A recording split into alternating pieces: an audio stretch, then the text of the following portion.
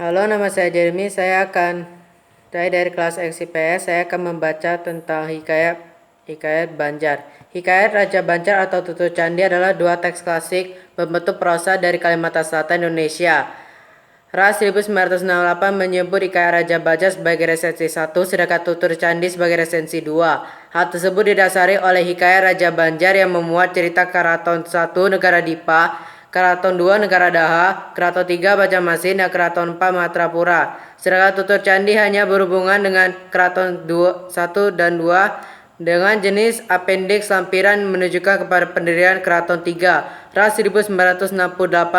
Oleh karena itu, kedua teks klasik ini menarik untuk dibandingkan. Hikayat Raja Banjar dan Tutur Candi sama-sama menceritakan silsilah raja-raja Banjar sejak zaman kerajaan negara Dipa, Negara Daha, Banjarmasin, dan Martapura. Hal ini berdasarkan Hikayat Raja Banjar disertai Ras 1968. Tutur Candi yang diaksara oleh Saleh dan Tutur Candi yang diaksara oleh Kadir. Hanya saja dalam teks Tutur Candi cerita tentang Kesultanan Martapura hanya sekilas tentang silsilah sultan dan keturunannya yang dicerita di bagian akhir. Dalam Hikayat Raja Banjar, ayah empu Jatmaka yang bernama Saudagar Makabumi yang berpesan agar mencari tanah yang hangat dan berbau harum untuk dijadikan tempat tinggal yang baru. Dalam Tutur Candi, Empu Jamika mendengar pesan bunyi suara agar mencari tanah panas dan berbau harum. Hal inilah yang menjadi dasar penelitian sastra bandingan Nusantara ini. Kedua karya sastra sejarah itu menceritakan pencarian tanah yang hangat atau panas dan berbau harum. Penelitian karya kajian sastra bandingkan Nusantara antara Hikayat Raja Banjar dan Tutur Candi belum pernah dilakukan oleh peneliti manapun, terutama mengenai mencari tanah hangat dan berbau harum. Penelitian ini menjadi penelitian awal tentang pencarian tanah hangat dan berbau harum. Liao Yokfang 2011 hanya membahas Hikayat Raja Banjar dan Kota Waringin dalam bukunya yang berjudul Sejarah Sasaran Melayu Klasik. Soeharto 1991 pernah membahas tentang Tutur Candi yang dinamakan teks Hikayat Banjar Reduksi 2 terkait dengan kisah Iskandar Zulkarnain. Di dalam penelitian Soeharto tersebut tidak dijelaskan perbandingan antara kisah pencarian tanah berasa hangat dan berbau harum dalam teks Tutur Candi dalam teks Hikayat Iskandar Zulkarnain.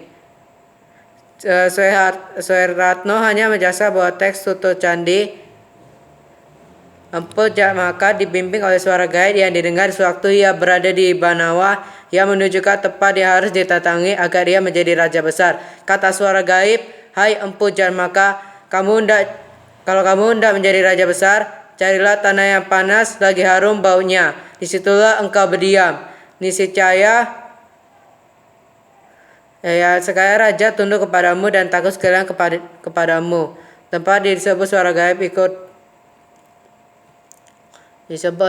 itu penuh ditemukan teknik Candi Agung. Berdasarkan penjelasan dan penelitian Soeharto di atas, dapat diketahui bahwa teks Tutur Candi tidak dibandingkan dengan teks Hikayat Iskandar Zulkarnain.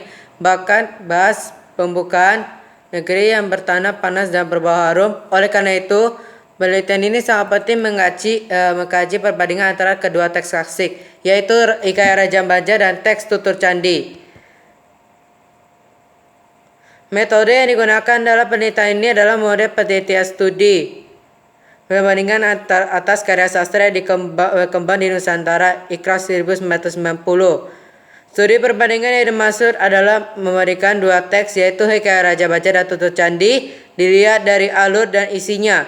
Studi perbandingan ini digunakan untuk mengetahui dan menjelaskan kisah pencarian tanah hangat dan berbau harum dalam teks Hikayat Raja Banjar dan Tutur Candi. Teknik analisis yang digunakan dalam penelitian ini adalah teknik analisis isi. Teknik analisis isi digunakan untuk membuat inferensi yang dapat direplika dan sahih data yang dengan memperhatikan konteksnya.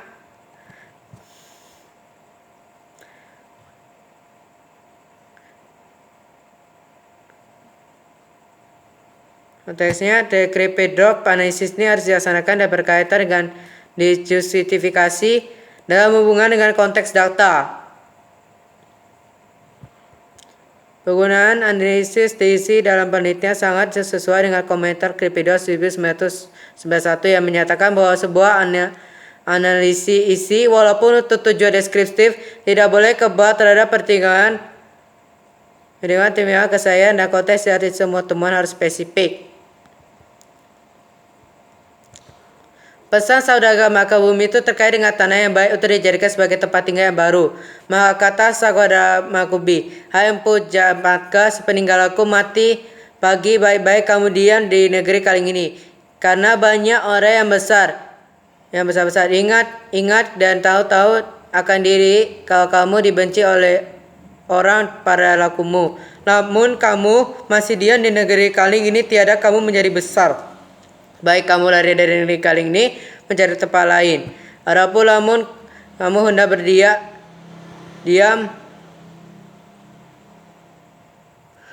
pada tempat lain di sini. Cari tanah itu, maka tabuk kiri-kiri sepancuk malam itu. Ambil sekapak tanah, lamun rasanya hangat serta bau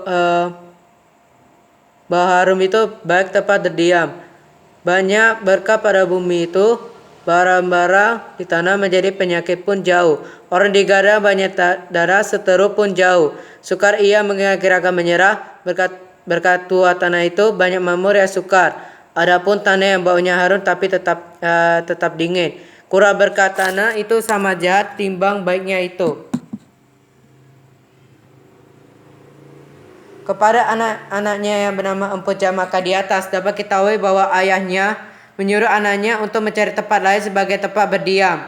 Saudara Makumi juga berpesan kepada anaknya agar mencari